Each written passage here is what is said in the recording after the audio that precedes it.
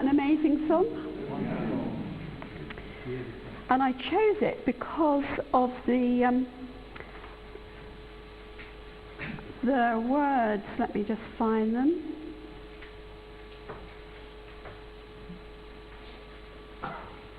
We have Christ at work within us, shaping us to be like him. Because it kind of speaks to, in a sense, what I wanted to say this morning.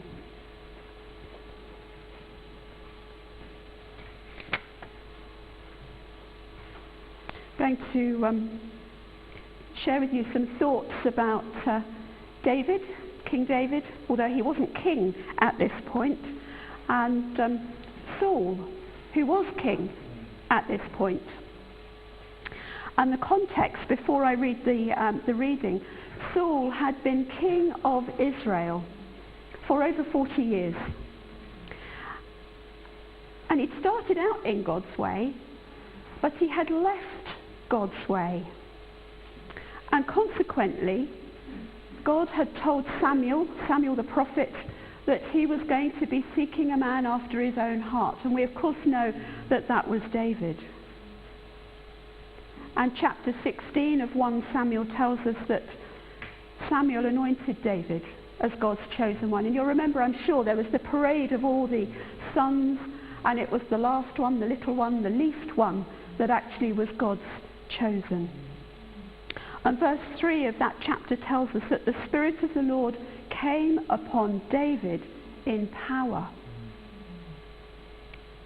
But chapter 16 of 1 Samuel also tells us that the Spirit of the Lord had departed from Saul, from King Saul. He was still king, but the power of the Lord had left him, although he continued to be king. And we know that Saul had met David, because David was known for playing the harp. And he had come to Saul's attention because Saul was suffering at times from evil spirits that tormented him. And he discovered that when soothing music was played, that he calmed down, he settled down. And David was brought to his attention because of the way that he played the harp. And so David was brought to Saul, and he soothed him. It's not clear whether whether Saul was aware yet that David was God's anointed or not. That could have been a bit tricky, couldn't it? But verse 21 of chapter 16 tells us that Saul liked him very much. And so David entered Saul's service. And it seems to me, from the way that I read it, that he would go back to being shepherd, and when Saul was in trouble, he would call for David and David would come. So David had this kind of shuttling backwards and forwards. So David was in Saul's service, and David's 3 elder brothers had joined Saul's army. So that's the story so far, and we pick up the story from chapter 17. And I'm going to pick out certain verses. I'm not going to read the whole of the chapter, but I'm going to skip some verses, and it should all be on the screen. A champion named Goliath, who was from Gath, came out of the Philistine camp. His height was 6 cubits and a span. He had a bronze helmet on his head and wore a coat of scale armour of bronze, weighing 5,000 shekels. On his legs he wore bronze greaves, and a bronze javelin was slung on his back. His spear shaft was like a weaver's rod, and its iron point weighed 600 shekels. His shield bearer, not sure I'd have wanted to have been him. His shield bearer went ahead of him. Goliath stood and shouted to the ranks of Israel, "Why do you come out and line up for battle? Am I not a Philistine? And are you not the servants of Saul? Choose a man and have him come down to me. If he is able to fight and kill me, we will become your subjects. But if I overcome him and kill him, you will become our subjects and serve us." For 40 days, the Philistine came forward every morning and evening and took his stand. David said to Saul, "Let no one lose heart on account of this Philistine. Your servant will go and fight him." Saul replied, "You are not able to go out against this Philistine and fight him. You are only a young man, and he has been a warrior from youth." Saul said to David, "Go, and the Lord be with you."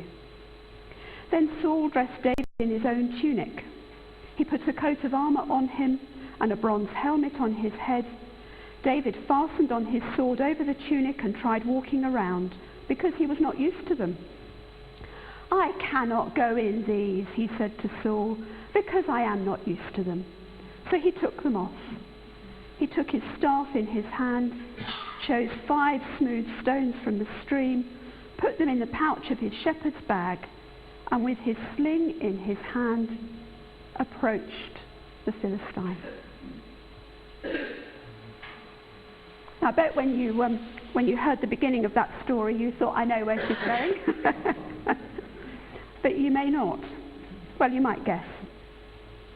It's a familiar story, isn't it? And I don't need to read the ending, because I'm pretty sure you all know the ending of that story. One you've probably heard preached many times, heard it in Sunday school, no doubt, and you know it well. Goliath. He was a giant of a man. Whether you, depending on what commentaries you read, he could have been anything from 9 feet to 12 feet tall. Fearsome, I would say. Defiant. Huge. Threatening. His armour weighed 125 pounds. Can you imagine? 125 pounds of armour. And his spear point, the point of his spear, weighed at least 15 pounds. And he was covered head to toe in armour. Fearsome. No other word for it, is there? Fearsome. And his challenge was, "Send me a man. Kill me, my people become yours. I kill you, your people become mine." What a prospect. What a threat. That's the context. But it's not where I'm going to focus.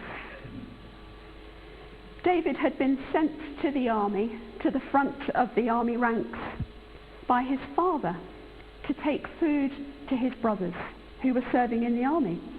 And so he finds himself kind of on the front line. And he's there when Goliath comes out and issues his challenge, his daily challenge. And it's at that point that he says to Saul, he goes and finds Saul and he says, "I'll go." David, the Lord's anointed, the one on whom the power of the Lord rests, stands before Saul, the one from whom the power of the Lord has departed. I wonder if either of the two men were aware. Saul, self-reliant. David, recognizing this was God's work.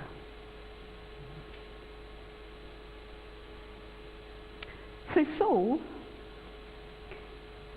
I don't know whether it's out of kindness or whether he thought it was the right thing to do, dresses David in his armour. I can't imagine for a minute that he took his own armour off and gave it to David, can you? I can't quite see that he'd do that. My suspicion is that he gave David his spares. No doubt he would have had spares. And he dresses David, this young shepherd boy, in this tunic, garments, things that the armour then straps to. And David is completely swamped by it because he's never worn armour before. It's an unfamiliar weight, the movement of it, the restrictions of it. It is just not him. So it hampered when he moved, it hampered when he walked. It sapped his energy probably just by wearing it. How could he go out and fight a giant of a man, being weighed down and cumbered up in that which did not belong to him? And that's the point that I want to dwell on today. How many of us, I wonder, are cumbered with things that do not belong to us? But they've been put upon us, we've taken them, we haven't perhaps even been aware that we've got them. Let me give you some examples. Maybe you wear the hopes and expectations of others that have been put upon you, maybe from when you were a very tiny child. Maybe you wear and carry the burdens of others, not because you want to, but because others have given them to you. They've been placed upon you. For example, maybe you took a particular career choice because it was your mum or dad's unfulfilled dream that you would become a doctor, a lawyer, a priest, whatever it might be, because they wanted to do it and for whatever reason they couldn't, and you found yourself kind of in that way, and suddenly there you are at medical school. They passed their dream to you, and you've kind of worn it all these years.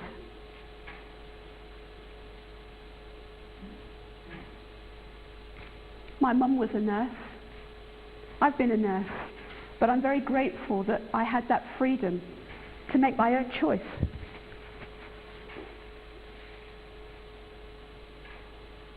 Maybe you were born a girl and your parents longed for a boy. Longed for a boy. Or maybe the other way round. And you've grown up somehow knowing that you were the wrong gender.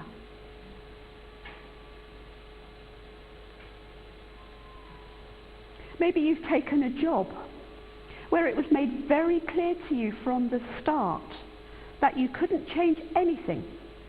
It had to be done this way because that's the way it's done, it's the way it's always been done, and that's the way it must continue to be done.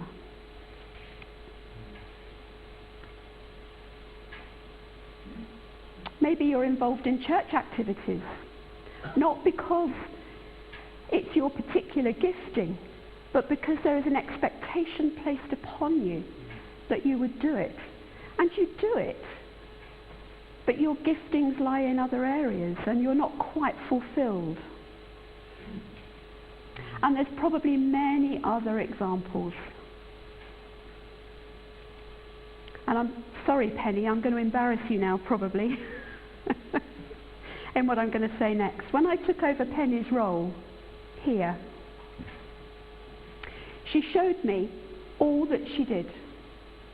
She showed me all the things that she'd set up, how she had done it, why she had done it that way. She gave me all her paperwork, all the things that she had done.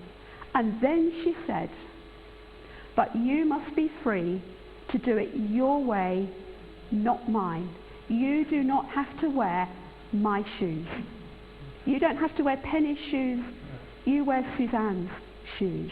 And you know, that gave me such freedom and such liberty, thank you. So I did not have to wear Penny's armour.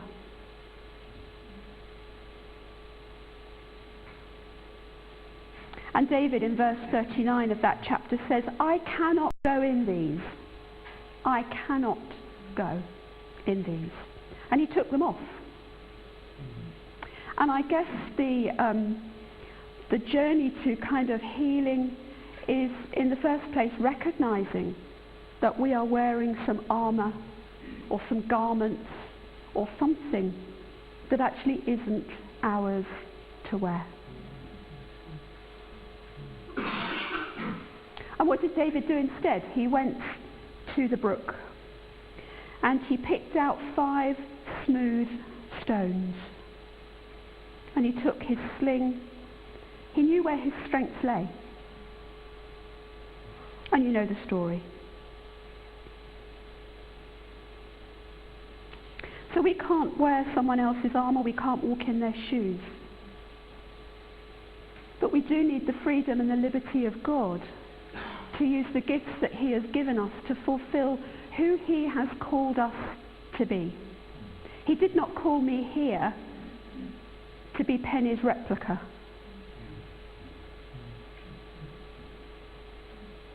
Maybe the Saul's armour you wear is the lack of faith of somebody else. Not your own lack of faith, but somebody else's lack of faith that they've kind of deposited upon you and caused you to wonder whether what you think God is saying to you is actually what God is saying to you.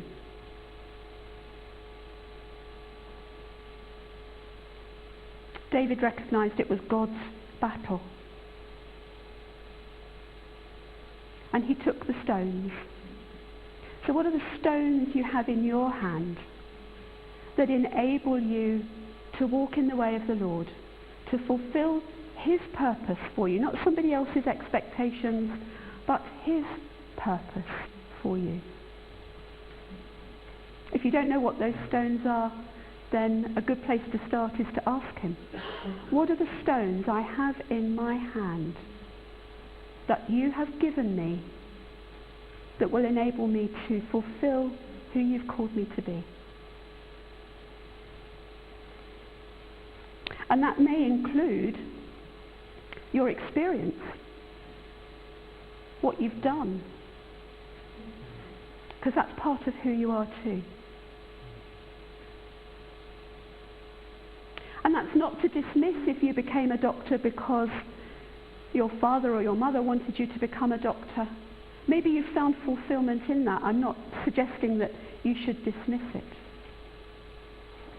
But it's about finding your own shape, not somebody else's shape. Amen. Amen.